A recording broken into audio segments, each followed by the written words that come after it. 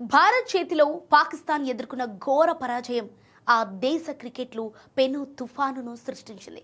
మైదానంలో ఆటగాళ్ల వైఫల్యం ఒకెత్తైతే మ్యాచ్ అనంతరం మాజీ క్రికెటర్లు మరియు ప్రస్తుత ఆటగాళ్ల మధ్య మొదలైన మాటల యుద్ధం ఇప్పుడు అంతర్జాతీయ క్రికెట్ వర్గాల్లో హాట్ టాపిక్గా మారింది. ముఖ్యంగా సీనియర్ ప్లేయర్లు బాబర్ అజం, షాదాబ్ ఖాన్, షహీన్ అఫ్రిదీల ఆట తీరుపై విమర్శలు వెల్లువెత్తుతున్నాయి. తమపై వస్తున్న విమర్శలను తట్టుకోలేక ఆల్రౌండర్ షాదాబ్ ఖాన్ ఎదురుదాడికి దిగటం మంటలను మరింత రాజేసింది. మాజీ క్రికెటర్లకు వారి సొంత అభిప్రాయాలుంటాయి. వారు దేశం కోసం ఎంతో చేశారు.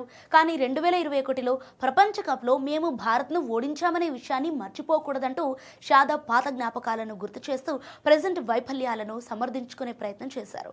అయితే ఈ వ్యాఖ్యలపై పాక్ మాజీ దిగ్గజం షాహిద్ అఫ్రిది అత్యంత ఘాటుగా స్పందించారు. 2021 విజయాన్ని అంగీకరిస్తూనే ఆ తర్వాత పాక్ జట్టు వరుసగా షతికిల పడటాన్ని అఫ్రిది ఎండగట్టారు.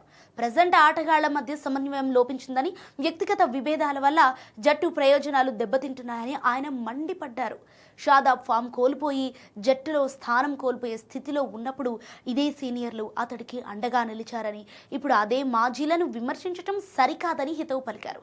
ఈ వివాదం మరింత ముదురుతున్న క్రమంలో అఫ్రిది నేరుగా షాదాబ్ ఖాన్కు ఒక బహిరంగ సవాల్ విసిరారు.